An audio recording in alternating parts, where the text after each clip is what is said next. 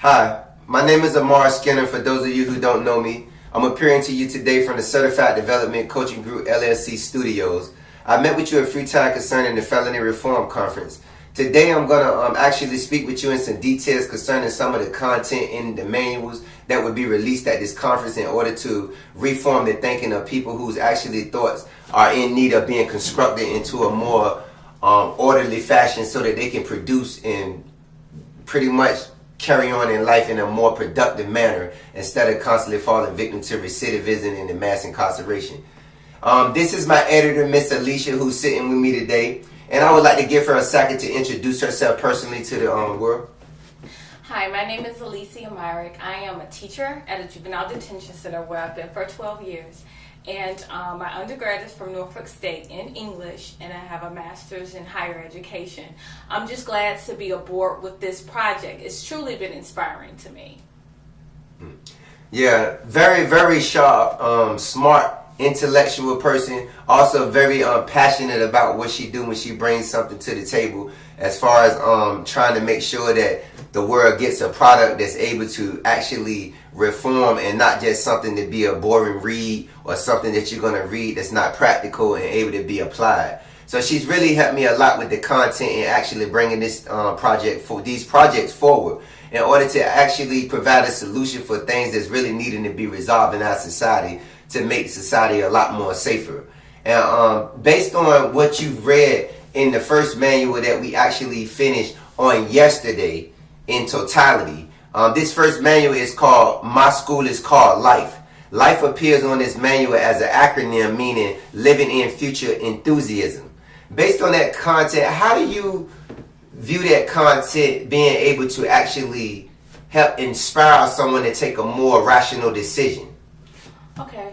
Well, first of all, just life itself, living in future enthusiasm, is inspiring in itself because it lets one know that although you may not be at a place where you're motivated or enthused, but it's forward thinking. So it's saying, hey, this is designed to help move you from where you are now to future enthusiasm. And also, if you're already motivated, it will help you to sustain your motivation.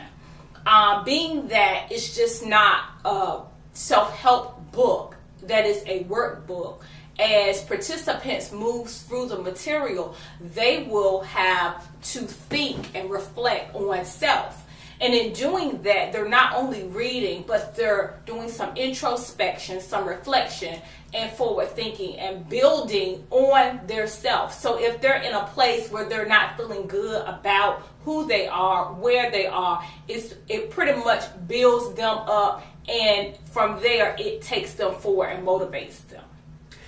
Very, very, very, very informative. And like I said, that clarity right there gives me extra confidence to present these works based on feeling like they're really going to have a place to resolve, that's going to allow things to be resolved that's actually appearing problematic as if it's no solution to them, such as people continuing to go back and forth to prison simply because they can't think. They haven't been taught to actually structure their thinking. So we're structuring thinking in a way where people can bridge the gap between keeping their freedom and becoming another recidivism or a first-time felon to a system that pretty much has failed to educate people on how not to become a criminal, how not to develop a criminal mind. A criminal mind is manufactured and produced based on the visions it takes as it goes through the adolescent stage of development. There's a process of taking a time out that don't just require a prison cell.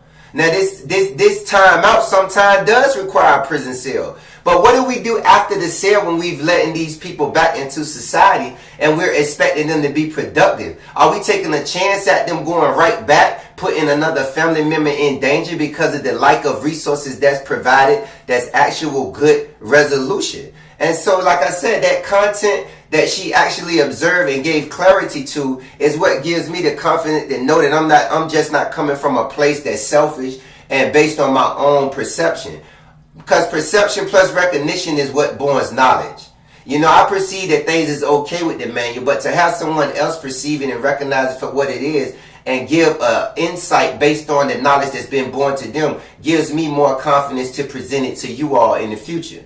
And I think it's important regardless of the time that has to be put in to make that happen, which is why we're here and we're discussing it with you today.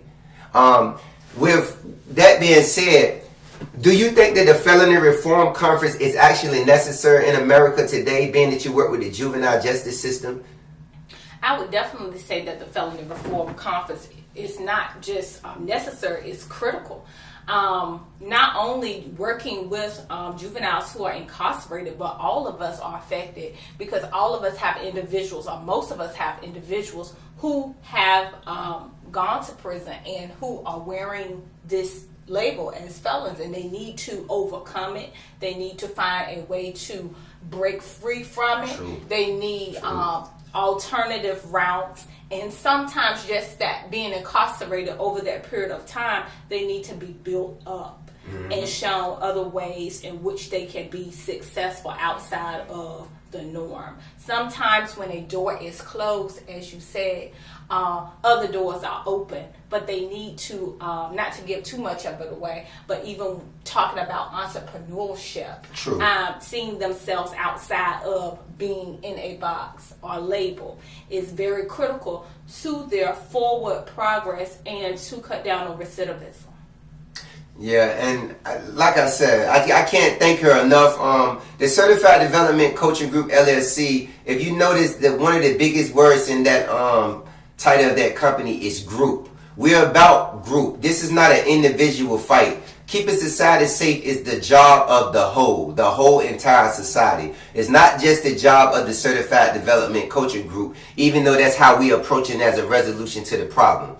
It's a job of everyone. The group means the whole, not just the individual. And that's one of the strongest words I think is in that title of that company that keeps us reminded to stay connected and bringing people forward on this life path and this golden journey that we're traveling that has many tools to discover it, to reconstruct thinking and keep people moving forward and not backwards. Having a situation where you're being victimized or any I ain't gonna say victimized all the time, where you're just falling victim to what you don't know and actually being put back in these prison cells is a situation that need to be actually addressed so that that won't continue to happen. And I think that we have a situation here where we can resolve if we stick together as a whole. So thank you, Alicia, for everything you've done to provide as a team player to getting these projects off the ground.